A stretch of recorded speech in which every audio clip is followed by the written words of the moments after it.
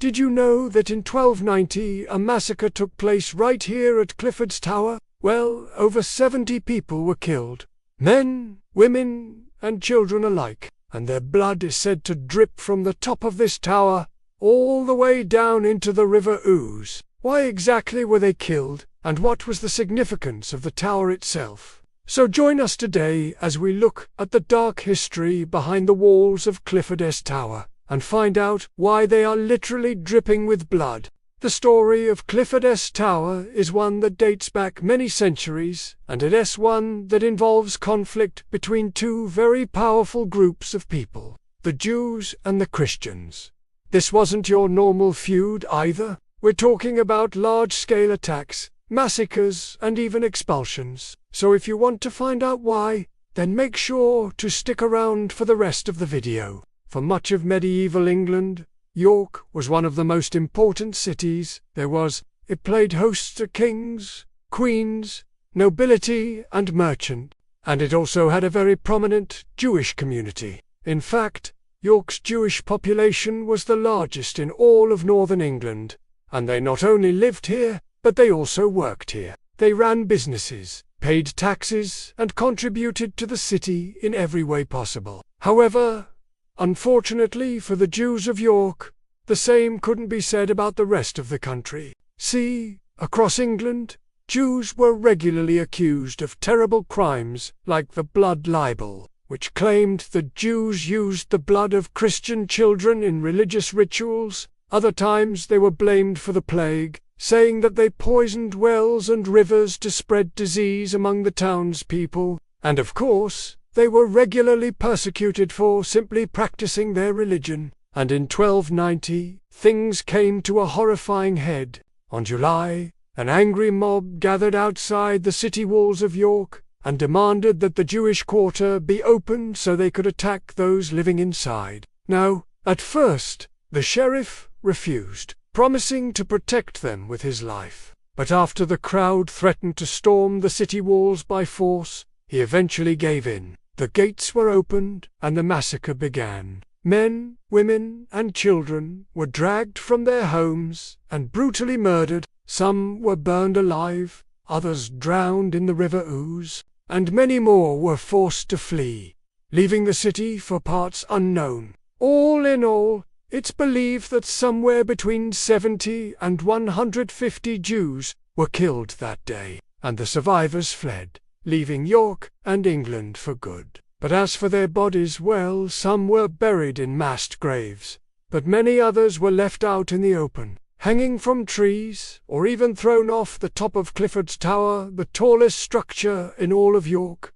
It was here that the worst of the killings took place. Men, women, and children were brought up to the top of the tower and thrown off. Some fell to their deaths. Others landed in the River Ouse below, and a lucky few survived the fall, only to be finished off by the mob below. It was also here that the blood of the victims stained the stones of the tower, turning them a deep red color. To this day, locals claim that when the moon is full, you can see the blood dripping from the top of the tower all the way down to the ground. Now, there's no denying that a massacre did take place here. We have historical records that tell the tale of how York's Jewish community was attacked and largely wiped out. And the site itself, well, it speaks for itself. Archaeologists uncovered the remains of hundreds of people here, many of whom died violent and sudden deaths. But as for the blood dripping from the tower, well, that's a bit harder to prove. In 2021, an artist called Emily Pease took it upon herself to bring the story of the tower to the stage. She wrote a play called The Blood of Clifford's Tower, which tells the story of the massacre through the eyes of a young Jewish girl named Rachel. In the play, Rachel and her family hide in the top of the tower, fearing for their lives as the mob approaches. When the attackers eventually break in, though Rachel and her family are forced to jump from the top of the tower rather than be captured and killed. As the play opens, Rachel is standing at the top of the tower, preparing to make the long fall to her death. She says, "From up here, the whole city is laid out before me. the river ooze winding like a silver thread through it, reflecting the light of the moon. How beautiful it all is!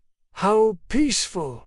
If only we could be at peace too! Just then, she notices some blood dripping from the stonework above her. It's a small amount, just a few drops, but they quickly grow larger and more frequent until the stonework above her is literally pouring with blood. Rachel continues, "Look, the blood of our fathers, mothers, sisters, and brothers, staining the cobbles below. They say the blood will flow forever." Now, this scene is purely fictional. There's no record of anyone being thrown from the top of the tower, let alone the blood dripping from it. However, it does paint a vivid picture of what might have happened, and it's a powerful reminder of the horrors that took place here. If we go back to the time of the massacre, it would have been late July 1290. The summer heat would have been intense, and the crowds gathered outside the city walls would have been hot, thirsty, and angry. Given the conditions, it is not hard to imagine that tensions would have boiled over, and the attackers would have stormed the Jewish quarter. Once inside, they would have rounded up as many Jews as they could, including those sheltering in the top of Clifford's tower. Faced with certain capture and death, some may have jumped from the top of the tower, hoping to escape or perhaps even take their own lives. Others may have been pushed or thrown by the attackers, who were clearly in a murderous mood. If any of these people did jump from the top of the tower, their bodies would have likely been mutilated beyond recognition. Even if they landed in the river ooze, their bodies would have been battered and bruised from the fall. As a result, it's unlikely that any of the victims could have survived the ordeal, and given the attitudes of the time, their bodies probably wouldn't have been recovered, let alone given a proper burial. So what about the blood?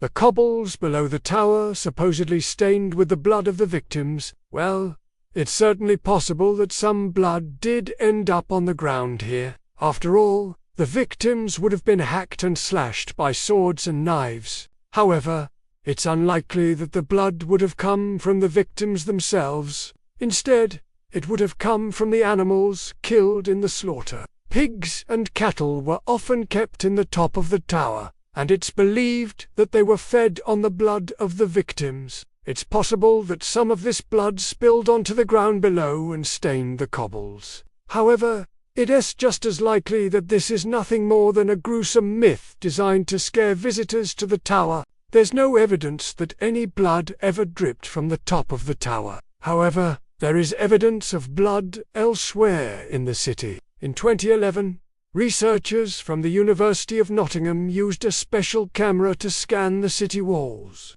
They were hoping to uncover previously hidden features, when suddenly they picked up what appeared to be bloodstains. Further analysis revealed that the stains were made by a sharp instrument, possibly a knife or a sword, and they were definitely made within the last century. This suggests that someone deliberately smeared blood on the city walls, probably as a sick joke. As for the blood that's said to drip from the tower itself, well, who knows? Maybe there is something to the story after all. If there is, I'm sure the stones of Clifford's tower would be more than happy to tell us. After all, they've been silent for over 700 years. Thank you for watching.